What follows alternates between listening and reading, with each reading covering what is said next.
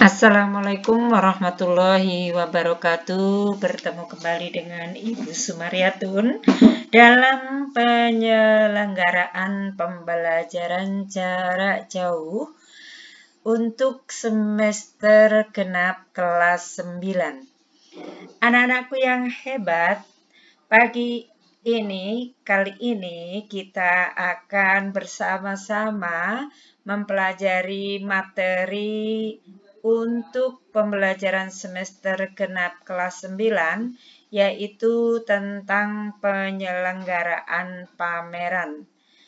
Nah, untuk kompetensi dasar ini adalah kompetensi dasarnya 3.3 dan 4.3, yaitu memahami prosedur penyelenggaraan pameran karya seni rupa. Adapun tujuan pembelajaran kita kali ini adalah 1. Menjelaskan pengertian pameran, 2. Mengklasifikasikan berbagai jenis pameran berdasarkan jenis karya, 3. Mengklasifikasikan berbagai jenis pameran berdasarkan jumlah peserta, 4. Mengklasifikasikan berbagai jenis pameran berdasarkan tempat pelaksanaan, dan yang kelima, mendeskripsikan fungsi pameran di sekolah, dan terakhir, mendeskripsikan tujuan pameran di sekolah. Nah, alur pembelajaran kita pada bab 10 ini yang tentang pameran kelas atau pameran sekolah, kita akan pelajari tentang pengertian, fungsi, dan tujuan pameran. Kemudian nanti untuk pertemuan kedua adalah perencanaan pameran, dan yang ketiga mudah-mudahan kita bisa melaksanakan pelaksanaan pameran walaupun secara virtual. Kalaupun tidak bisa, paling tidak kita sudah mempelajari apa pameran dan bagaimana cara merencanakan pameran. Anak-anak, mari kita bersama-sama mengamati gambar berikut ini. Tolong sebelumnya kalian siapkan terlebih dahulu buku paket kalian, kemudian juga alat tulis kalian, buku catatan, kemudian juga ada bolpen, dan siapkan juga penggaris, nanti akan diperlukan dalam pembelajaran kali ini. Nah, anak-anak, kita akan melihat gambar berikut. Nih, adalah gambar 1. Kalau kalian coba dilihat, apa sih yang berada di dalam pameran tersebut, ada apa ya?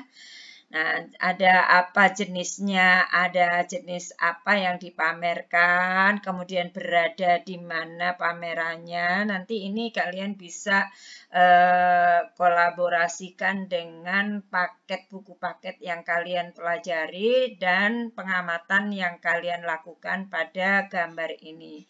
Dilihat ya. Kemudian yang kedua, gambar yang kedua.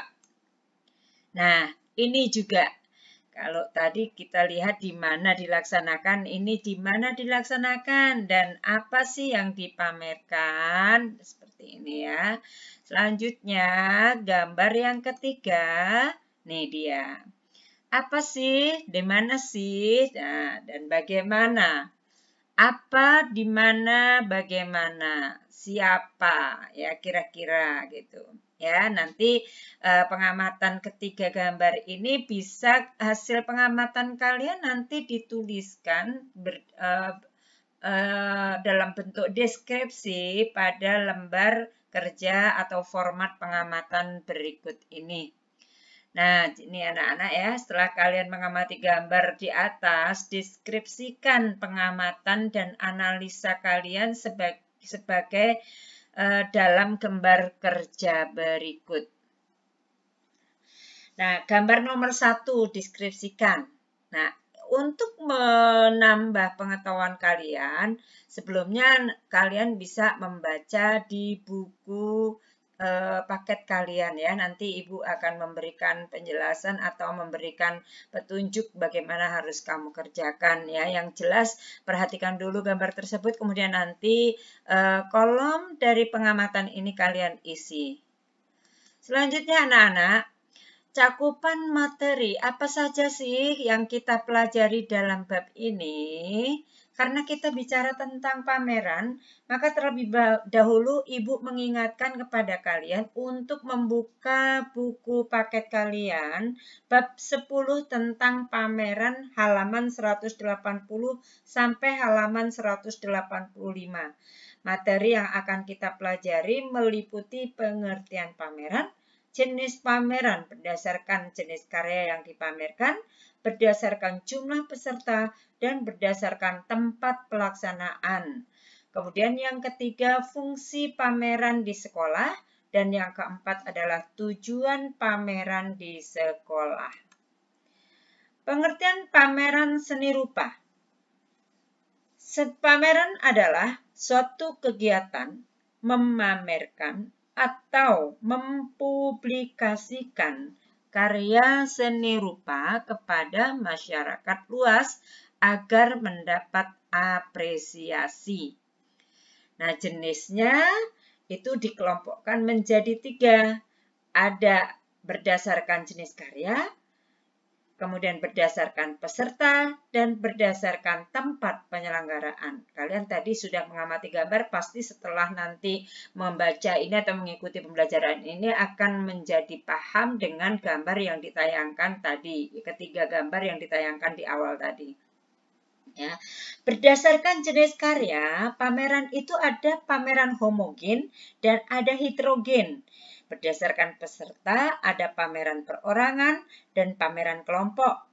Berdasarkan tempat, ada pameran indoor atau dalam ruangan dan outdoor di luar ruangan. Kita lihat penjelasannya sebagai berikut. Apa itu pameran homogen? Nah, ini tadi kan jenis berdasarkan jenis karya. Jadi ada pameran homogen, yaitu jenis pameran yang hanya memamerkan satu jenis karya saja. Misalnya hanya pameran lukisan saja. Tidak ada yang lain-lain yang dipamerkan di situ. Kemudian hanya memamerkan karya patung saja, tidak ada yang lain lagi.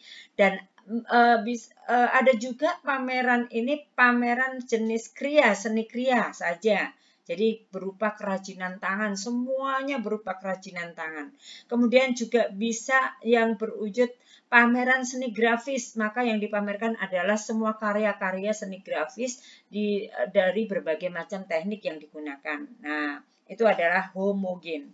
Sedangkan pameran heterogen yaitu jenis pameran yang memamerkan berbagai jenis karya seni.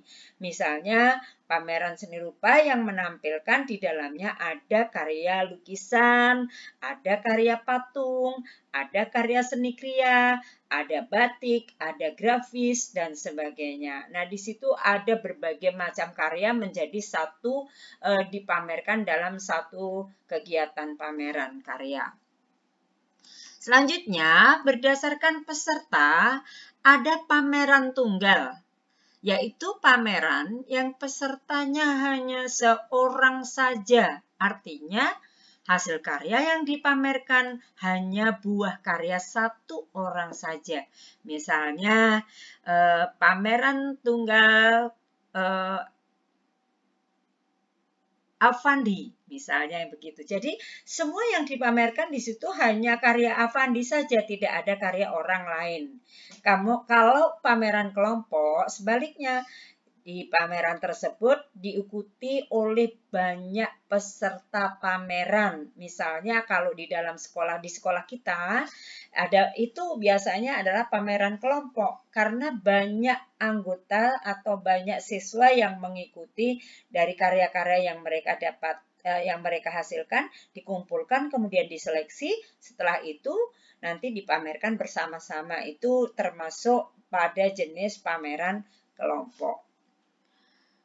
Kemudian, Berdasarkan tempatnya ada pameran di dalam ruangan atau kita sebut dengan indoor, yaitu pameran dengan mengambil setting tertutup, misalnya di dalam gedung atau di dalam museum atau di dalam gor, ya, yang jelas pada ruang tertutup.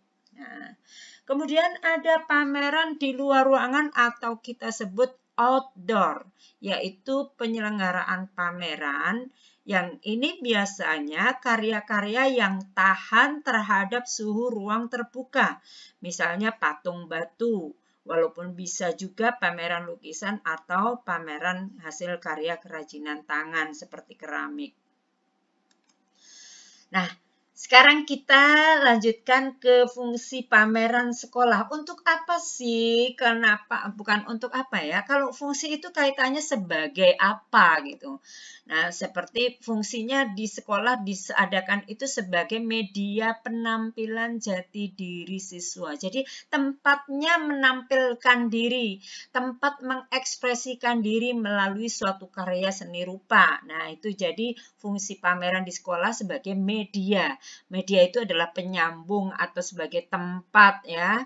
Tempat menampilkan jati diri siswa sebagai media komunikasi antar siswa, sebagai sarana peningkatan daya ekspresi siswa, sebagai media memperluas cakrawala pengetahuan seni, sebagai perangsang kreativitas siswa, dan sebagai wahana pemunculan ide atau aliran baru seni rupa baru bagi siswa. Itu fungsinya. Nah, bedanya apa sih dengan tujuan pameran sekolah? Pokoknya di sini ada kata kunci anak-anak ya. Nanti kalau anak-anakku yang hebat mengikuti tes atau penilaian, ada fungsi, ada tujuan, maka kalian harus bisa memberikan ciri. Apa sih kalau fungsi itu biasanya diawali dengan kata sebagai media, misalnya begitu. Sebagai sarana, sebagai perangsang, sebagai wahana, itu sebenarnya hampir sama ya ini maknanya ya. Nah, kalau tujuan apa itu? Kalau tujuan itu misalnya membangkitkan, meningkatkan, melatih, sebagai apa lagi ya? Nah, ini anak-anak membangkitkan semangat siswa. Tujuan pameran di sekolah itu untuk membangkitkan semangat siswa dalam berkarya seni. Yang kedua, meningkatkan apresiasi siswa untuk berkarya seni. 3, melatih berorganisasi, melatih siswa mandiri dan bertanggung jawab terhadap tugas yang diembannya. Kemudian melatih bekerja sama dalam suatu kelompok. Ya, ada sebenarnya ini ada salah tulis ya. Ini masih lanjutan dari yang di atasnya. Terhadap tugas yang diembannya. Kalau anak-anak tidak teliti nanti bisa ditulis 6. Padahal di sini hanya 5 ya. Terhadap tugas yang diembannya, ini adalah lanjutan dari yang keempat. Dan yang kelima, melatih kerjasama dalam suatu kelompok. Anak-anak nanti akan paham kenapa sih kok bisa meningkatkan semangat, kenapa menjadi untuk meningkatkan apresiasi siswa, kemudian kenapa bisa menjadi bisa untuk melatih organisasi, berorganisasi dan seterusnya. Nah, anak-anak itu tadi yang kita pelajari. Kemudian tugas kita hari ini adalah kalian menjawab pertanyaan berikut pada buku catatan, kemudian difoto bersama Anda, bersama kalian dengan posisi bisa terbaca oleh guru. Artinya, buku yang kamu pegang nanti ketika hasil fotonya bisa dibaca oleh guru. Jangan sampai kebalik ya. Kadang-kadang kamu pegang tapi terbalik bacaannya sehingga guru tidak bisa membaca. Nah, seperti itu ya. Anak-anak nanti hati-hati dalam membuat foto, mengirimnya sehingga ibu atau bapak guru yang memeriksa nanti bisa melihat tulisan kalian. Jangan terlalu kecil untuk memotretnya yang besar supaya jelas terbaca. Karena kan Bapak Ibu guru itu menilainya berdasarkan penglihatan pembacaan pada pekerjaan yang kalian foto itu. Nah, anak-anak, itu materi hari ini kita dikumpulkan sampai pukul sampai pembelajaran atau PJJ berakhir pada pukul 11.40. Bu, boleh nggak Bu nanti kalau saya ngumpulkan lebih dari itu? Nah, itu dia.